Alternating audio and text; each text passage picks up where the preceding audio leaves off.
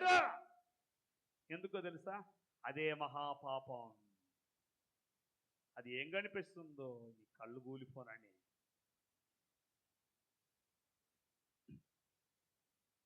సచ్చినోడా, ఎడదిరిగే ఎడదిరిగే, నీ జీవితం బాగుపడుతుంది. Praise the Lord. మై ఎడదిరిగే, నీ కళ్ళు కూలిపోవడం. ఎడదిరిగా, ఎడదిపో. రోజు నువ్వు చదవకపోయిన పేజీలను ఎత్తి ఎత్తి ఎత్తి ఎత్తి వేసేయి. నీ జీవితం ధన్యతగా మారిపోతుంది. దేవునికి స్తోత్రం కలుగును గాక. దీన్ని ఒకటి పెట్టుకుని పనికిరాని దాన్ని తోసి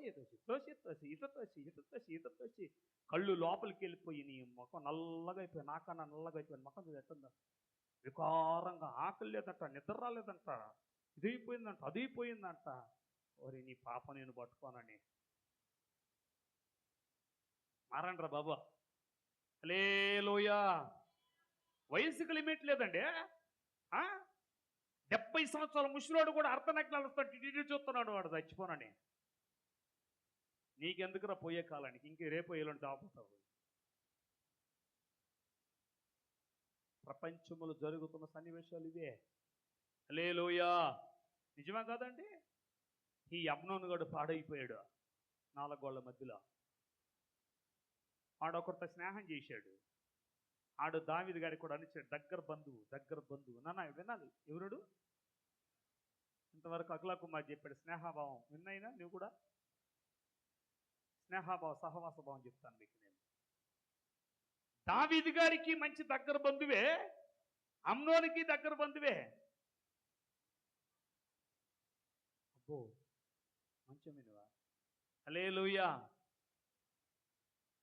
ఇతనికి చెప్తున్నాడు, యెహోనాదాబు వెళ్ళి అడుగుతున్నాడు, అమ్నోను ఏమయ్యా కాయలా పడ్డపోయావని అంటే ఆడంటాడు, నాకెందుకో మా చెల్లెమ్మ మీద మనసు పడిందిరా అన్నాడు. ఆడు ఎవరి మీద? ప్రేమ గుడ్డిదిరా నాయన. అరే ప్రేమ గుడ్డిది, ఏది చూడదు, గుడ్డితో కైలో పడినట్టే. ఏ లోయలో పడతావో తెలియదు. బైబిల్ పట్టుకొని చెప్తున్న ప్రేమ చరిత్రలో నేను, ప్రేమ వివాహం చేసుకున్న వాళ్ళు 90% ఫెయిల్యూర్. 90% ఫెయిల్యూర్. చరిత్ర 90% ఫెయిల్యూర్, 10% మాత్రమే సక్సెస్ అయింది. 14 సంవత్సరాలు ప్రేమించాడు యాకోబు అన్న రాహేలమ్మని. ఎన్ని సంవత్సరాలు చెప్పండి సార్? ఏం మేపాడు? 14 సంవత్సరాలు గొర్రెలు మేపారు సమయల. 14 సంవత్సరాలు గొర్రెలు మేపి, వందనాలైనా నువ్వు ఏది మేపబాక, దో ఇది మాత్రం మేయరా, మంచి పొట్టేలాగా తయారవుతావా. హల్లెలూయా. చూసారండి, 14 సంవత్సరాలు గొర్రెలు మేపి ఇంకొక 6 సంవత్సరాలు కూడా పరిపాలన చేసి అయ్యగారు అందమైన రాహేలమ్మని కనానికి తీసుకురావాలనుకున్నాడు, వాగ్దానపు దేశానికి. లవర్స్ అయ్యా నాన్న గమనించండి, దావీదు గారికి ఇచ్చిన వాగ్దానం నెరవేరిందే గాని ప్రేమికురాలైన అందగత్తైనటువంటి రాహేల వాగ్దాన దేశంలో అడుగు పెట్టకుండా వచ్చిందిరా నాన్న. అక్కడే చచ్చిపోయింది ఆవిడ. ఎక్కడ? దేవుడిచ్చిన వాగ్దాన దేశములో అడుగు పెట్టలేదు. లేయా జబ్బు కళ్ళుదైన యాకోబు వద్దన్నా దేవుడు ప్రణాళికను బట్టి లేయమ్మని పెళ్లి చేపించాడు. ఆమె జబ్బు కళ్ళు కలిగిందే గాని ఆమె వంశావళి నుంచి పుట్టినవాడే మన ప్రభు అయిన యేసుక్రీస్తు వారు. కొట్టాలి చప్పట్లు గట్టిగా ఒకసారి.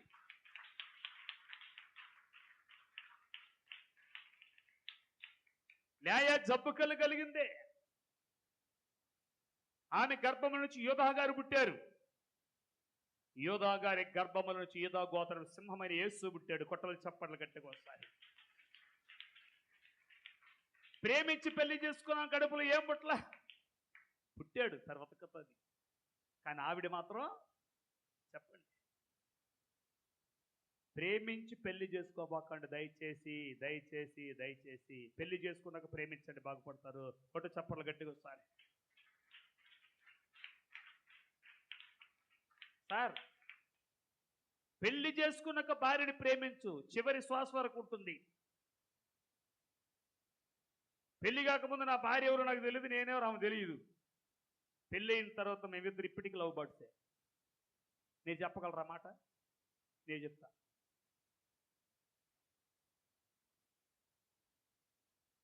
నేను చెప్తాను మీకు మాదిరికరంగా ఆత్మీయ తల్లిదండ్రులుగానే బలిపేట మీద నుంచి చెప్తున్నాను. మేమున్నంత ఆనందంగా, సంతోషంగా, సమాధానకరంగా, దీవెనికరంగా, నవ్వుతూ, హ్యాపీగా జర్నీ చేస్తూ ఉండగలరా? ఆస్తి లేదు, అంతస్తు లేదు, బిడ్డలు లేరు, బంగారు లేదు, వెండి లేదు, నాను వారు ఎవ్వరు లేదు, యేసు తప్ప. పట్టాలు చప్పట్లు గట్టిగోసారి.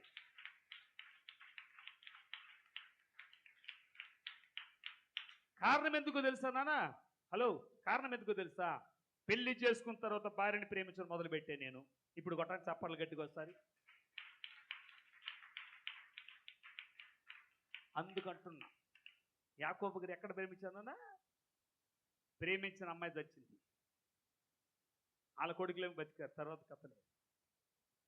కాబట్టి ప్రియమైన దేవుని బిడ్డరా, అమ్నోను శరీర ఇచ్చలను ప్రేమించిన వాడై, చెడు కోరేవాడితే స్నేహం చేసి, ఆడెళ్ళి దావీదు గారిని మోసం చేసి, చెల్లిని తీసుకొచ్చి ఆ అన్నం తింటేనే వీడు బాగుపడతాడంటానని నటించి ఏమి ఇంటికి తీసుకెళ్తామని పాడు చేశాడు. ఏమైంది? అమ్నోను చచ్చిపోయాడు. అమ్నోను చెప్పాలి ఏం చేశాడో? అక్రమము. చెప్పాలి ఏం చేశాడు నాన్న? గట్టిగా చెప్పాలి. వాళ్ళ నాన్న క్రమస్థుడే, కుమారుడు అక్రమంగా అయిపోయాడు, చచ్చిపోయాడు.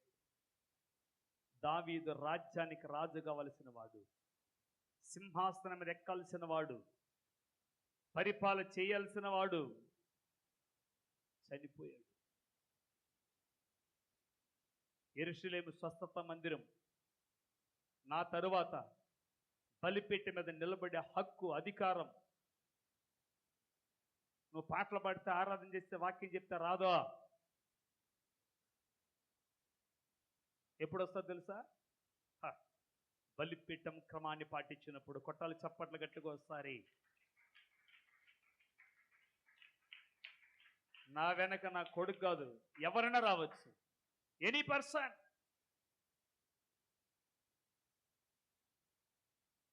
అమ్నోను చచ్చిపోయాడండి.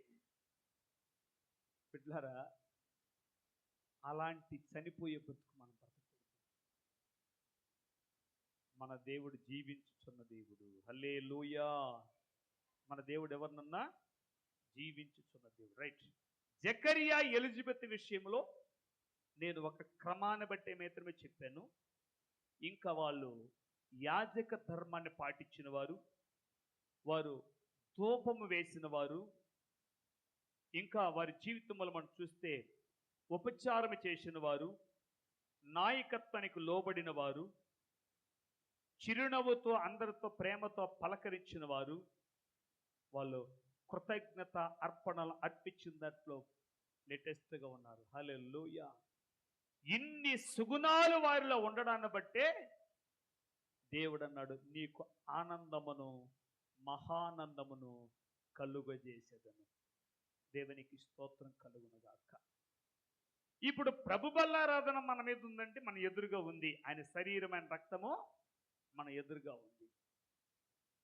ఇందులో మనం పాలిభాగస్తులు అవ్వాలి. ఇప్పుడు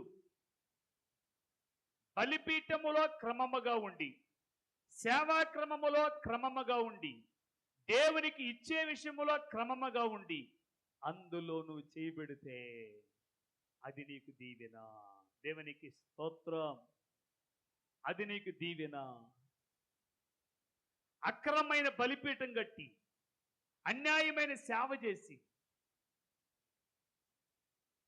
దోచుకునే దొంగల్లాగా మారి అందులో చేయబడితే శిక్షావిధి రెండు నీ చేతుల్లో పెట్టాడు దేవుడు. ఏది కావాలో తీసుకో. దానికి సేవకుడు బాధ్యత కాదు, దానికి సంఘం బాధ్యత కాదు, నీకు నువ్వే.